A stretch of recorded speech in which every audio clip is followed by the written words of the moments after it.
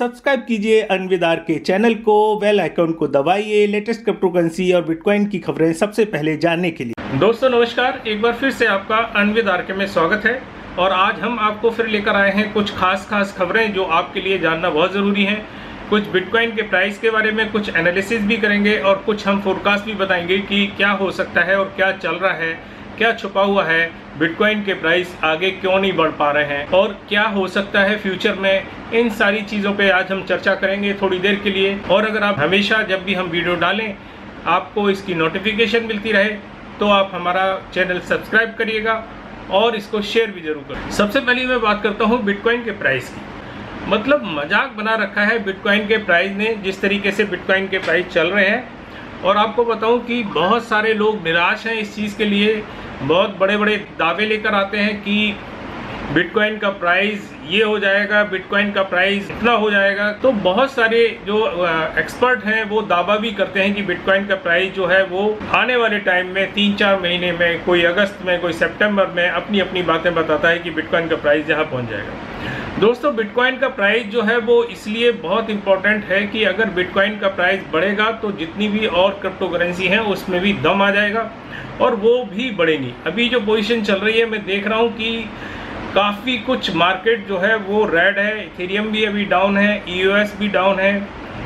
और आपको बताऊं कि इथेरियम क्लासिक भी डाउन चल रहा है, बिटकॉइन कैश भी डाउन चल रहा है, लाइटकॉइन भी डाउन चल रहा है और XRP भी मतलब रिपल भी अभी डाउन चल रहा है। जेट कैश जो है वो ज़रूर उठा हुआ है, 10% जेट कैश ने अभी जंप लिया हुआ है और कार्डिनो जो है वो भी 6.39 जो है वो बढ़ा हुआ है। तो ये कुछ कॉइन बढ़े हुए हैं, मैक्सिमम कॉइन जो है वो डाउन चल रहे हैं और अनएक्सपेक्टेड डाउन चल रहे हैं क्योंकि कोई भी बंदा अभी तक ये कयास नहीं लगा पा रहा है कि ये हो क्या रहा है। अभी कुछ दिन पहले एक खबर आई थी, जैसा कि आपने कुछ यूट्यूबर्स ने भी वीडियो बनाए थे और आपने न्यूज़ पोर्टल पर भी BTC के पढ़े होंगे कि ETF आने वाला है।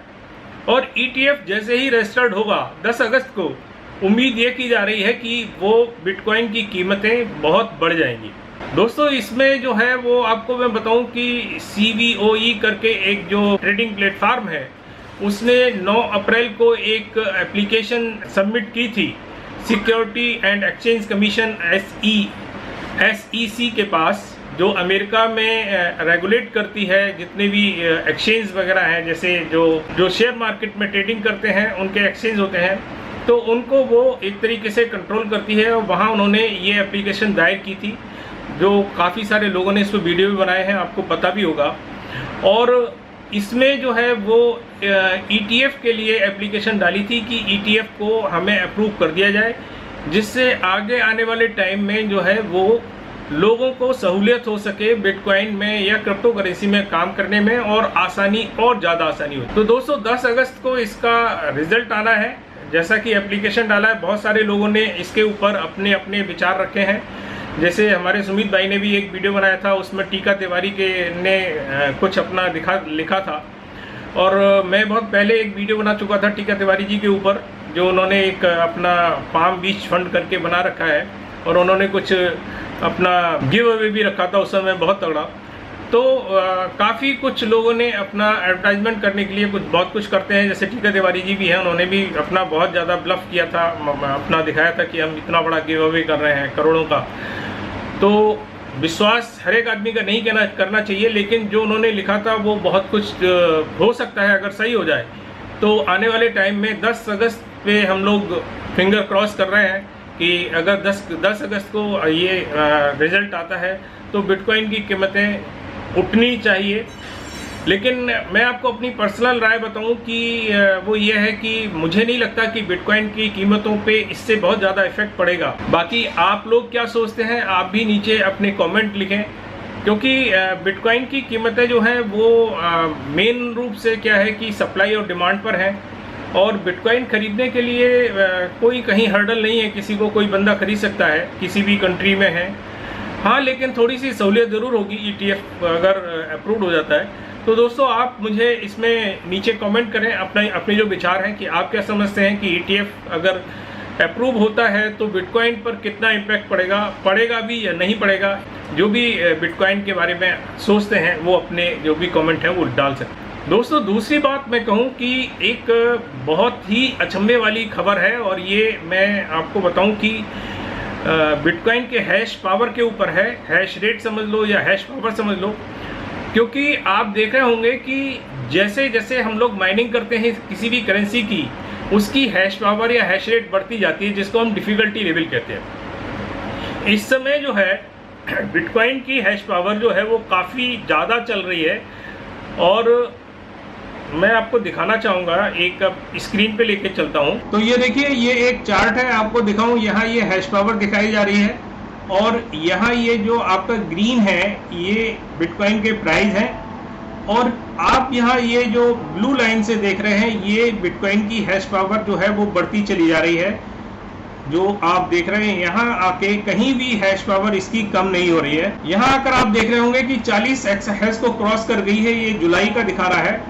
मैं आपको एक चीज़ और क्लियर कर दूं कि हैश पावर जो लोग नहीं जानते होंगे, माइनिंग में नए हैं, उनको मैं एक चीज़ बता देता हूं कि हैश पावर जो है आपको बताऊं कि किलो हैश में नापी जाती है। उसके बाद इसका नंबर आता है मेगा हैश में, और उसके बाद इसका नंबर आता है गीगा हैश में, उसके बाद आता है टेरा हैश में, उसके बाद इसको बोलते हैं पेटा हैश में, और उसके बाद इसका नंबर आता है एक्सा हैश, और उसके ऊपर आप जाते हैं तो आएगा जेल्टा हैश, और उसके ऊपर जाते हैं तो आएगा यूल्टा हैश। मतलब ये इसकी यूनिट है हैश पावर को नापने की। तो अभी जो मैंने बताया कि करीब 40 या 45 एक्सा हैश के ऊपर अभी चल रही है हैश पावर, तो जिससे ये कयास लगाया जा रहा है कि माइनिंग कहीं बंद नहीं हुई है, और माइनिंग जो है वो बढ़ती ही जा रही है।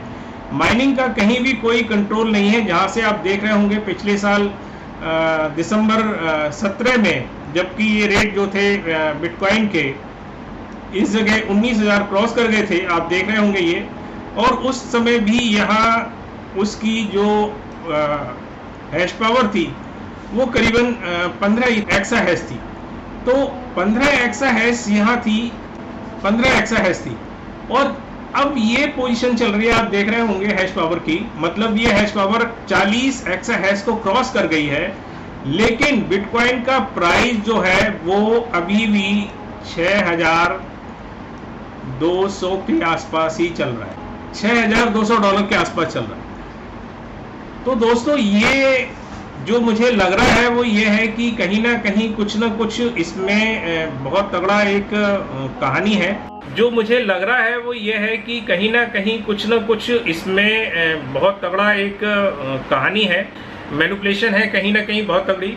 और उम्मीद करता हूं कि आप लोग जरूर बताएं इसके बारे में आप क्या सोचते हैं, क्योंकि जो हमने अभी खोजबीन की है, माइनिंग कॉस्ट ही बिटकॉइन के प्राइस से ज्यादा चली जाती है, तो बिटकॉइन कौन माइन करेगा। तो सबसे बड़ी चीज है कि कोई भी कॉइन तभी माइन किया जाता है जब वो प्रॉफिटेबल होता है। लेकिन आप ये ध्यान रखिएगा कि बहुत सारे लोग अगर विश्वास रखते हैं बिटकॉइन के ऊपर, तो वो नुकसान में भी माइनिंग करते रहते हैं, क्योंकि उनको पता होता है कि आने वाले टाइम में बिटकॉइन कहीं का कहीं पहुंच सकता है। तो दोस्तों ये जो मैंने आपको अभी दिखाया एक हैश पावर का जो चार्ट, उससे तो ये क्लियर इंडिकेट होता है कि ये हैश पावर जिस तरीके से बढ़ रही है, इसलिए माइनर आज भी बिटकॉइन के ऊपर पूरा फेथ करते हैं, पूरा उनका विश्वास है, और जो विश्वास है उससे ये डेड श्योर होता है कि बिटकॉइन जो है वो आने वाले टाइम में कहीं का कहीं पहुंचेगा। हो सकता है ये 30,000, 40,000, $50,000 कुछ भी हो, लेकिन आने वाले टाइम में ये जरूर ही आगे बढ़े। दोस्तों ये एक एग्जाम्पल था जो मैं लोगों की सोच और जो माइनर्स हैं उनके बारे में बता रहा था कि आपको हैश पावर आप देख सकते हैं कि किस तरीके से क्या चल रहा है इस समय। और मैं आपको अभी कुछ थोड़ी बहुत न्यूज़ बताता हूँ। हाँ, न्यूज़ जो आ रही है वो बहुत धमाकेदार है, और आपको बताऊं कि सबसे बड़ी चीज़ ये आ रही है, अभी ट्विटर पर एक न्यूज़ जो है वो सबसे ज़्यादा ट्रोल की जा रही है, वो ये है कि अमेरिका के जो इलेक्शन हुए थे, यूएस के जो इलेक्शन हुए थे, उसमें रशिया ने एक बहुत बड़ा पार्ट प्ले किया था, वहां की जो सिक्योरिटी एजेंसी है उसने, और ये अभी खुलासा हो रहा है, और उसमें बिटकॉइन का और क्रिप्टो करेंसी का धड़ल्ले से यूज किया गया। मतलब जो हमारी हेनरी क्लिंटन खड़ी हुई थी यूएस प्रेसिडेंट के लिए, उनको हराने के लिए उनकी वेबसाइट को हैक किया गया, और उनकी बहुत सारी उनकी पार्टी की वेबसाइट को हैक किया गया, मैनिपुलेट किया गया, और सीधा सीधा ये इल्ज़ाम लगाया जा रहा है कि वहाँ के एक अटॉर्नी जनरल हैं मिस्टर रॉड रेसेंटीन ने सोशल फायर स्टॉर्म को जन्म दिया। मतलब उन्होंने कहा कि ये सोशल जो एक तूफान था उसको उन्होंने जन्म दिया, रशिया की जो इंटेलिजेंस एजेंसियां हैं उन्होंने, और उन्होंने पूरी तरीके से इसको मैनिपुलेट किया इस इलेक्शन को। वो नहीं चाहते थे कि हेनरी क्लिंटन जो है वो जीते। अगली खबर जो है, जैसा कि मैंने पिछले वीडियो में बताया था आपको कि लाइटकॉइन ने और टोकन पे ने एक बैंक को खरीद लिया है, मतलब उसके कुछ स्टॉक खरीद लिए हैं। तो वो क्यों खरीद लिए गए हैं, इसके ऊपर क्वेश्चन उठ रहा है कि भाई आपने ये क्यों खरीदा है। तो उसके जो फाउंडर हैं उन्होंने ये रिप्लाई किया कि भाई क्या हो रहा है कि बैंक जो है कई बार बहुत दिक्कत पैदा करती है हमारे साथ, जो हम लोग कई बार हमारे एक्सचेंज बंद कर देती हैं, कई बार हमारे जो खाते हैं वो बंद कर दिए जाते हैं। तो इस तरीके की बहुत सारी चीज़ें चल रही हैं। तो हमारा अब प्लान ये चल रहा है कि हम बैंकों को ही टेक ओवर कर दें। तो दोस्तों ये आने वाले टाइम में अगर इस तरीके की कहानी होगी तो आप लगातार और भी जगह से, विश्व में और भी जगह से ये सुनेंगे कि आने वाले टाइम में जो बड़े बड़े कॉइन के फाउंडर्स हैं या सीईओ हैं वो कोशिश करेंगे कि किसी न किसी देश में एक ना एक दो बैंक अपने अंदर टेक ओवर कर लें, जिससे वो आने वाले जो भी आपके ट्रांसफर है या जो भी आप एक्सचेंज करना चाहते हैं वो आराम से कर सकते हैं। दोस्तों अगली खबर आ रही है ऑस्ट्रेलिया से। ऑस्ट्रेलिया में एक बैंक है जिसका नाम है क्वींसलैंड बैंक, और उसने अभी एक नया फरमान जारी किया है। और वो फरमान ये है कि भाई साहब अगर आप लोन लेते हैं अपनी प्रॉपर्टी को मॉर्गेज करके या किसी भी तरीके से, तो अब आप उस पैसे को क्रिप्टो करेंसी में नहीं यूज़ कर सकते। पहले क्या हो रहा था कि लोग लोन लेते थे अपने प्रॉपर्टी को मॉर्गेज करके या कुछ भी करके, मतलब कुछ भी दिखा के ऑस्ट्रेलिया के अंदर, और उस फंड को क्रिप्टो करेंसी में या बिटकॉइन में इन्वेस्ट कर देते थे कि आने वाले टाइम में जल्दी से दूना हो जाएगा और हम फंड इनका रिटर्न कर देंगे। तो अभी जो रूल आ गए हैं वो क्लियर कट आ गए हैं ये कि आप उस बैंक से कोई भी लोन अगर आप लेते हैं तो आप उसको क्रिप्टो करेंसी में या बिटकॉइन में यूज नहीं कर सकते। दोस्तों अगली खबर बहुत शॉर्ट में बताऊंगा कि न्यूयॉर्क में जो वहां का इलेक्ट्रिसिटी बोर्ड है और जो माइनर्स हैं उसमें थोड़ा सा क्लैशेस चल रही थी, क्योंकि जो बिजली थी वो बहुत ज़्यादा माइनर्स यूज कर रहे थे और उनके बिल भी बहुत ज़्यादा बन रहे थे। तो उन्होंने अभी कुछ अपनी एक एप्लीकेशन डाली थी वहाँ के जो बिजली बोर्ड है न्यूयॉर्क के, और वो एप्लीकेशन वहाँ उनकी सुन ली गई है। और न्यूयॉर्क की जो इलेक्ट्रिसिटी बोर्ड है उसने माइनर्स के लिए डिसाइड किया है कि आपको एक सस्ती रियायती दर पर आपको बिजली प्रदान की जाएगी, पावर प्रदान की जाएगी, जिससे आप माइनिंग कर सकते हैं। दोस्तों अगली खबर आ रही है टीथर की तरफ से, और मैं आपको बताऊं कि टीथर ने अपना एक नया न्यू चीफ कंप्लायंस ऑफिसर नियुक्त कर दिया है। टीथर जो है आपने देखा होगा कि हमेशा जो है वो डॉलर के आसपास चलता है, मतलब जो डॉलर्स की कीमत है वही टीथर की होती है। और ये उन्होंने अपनी वेबसाइट में भी लिखा हुआ है और आप देख भी रहेंगे। और मैक्सिमम जितनी भी बड़ी बड़ी वेबसाइट हैं, जितनी भी बड़ी बड़ी एक्सचेंज हैं, उन पे टीथर जो है वो लिस्टेड है। और इवन बाइनेंस जो है वो सबसे बड़ी एक एक्सचेंज है जिस पर टीथर से बिटकॉइन का बहुत तगड़ा जो है बिजनेस होता है।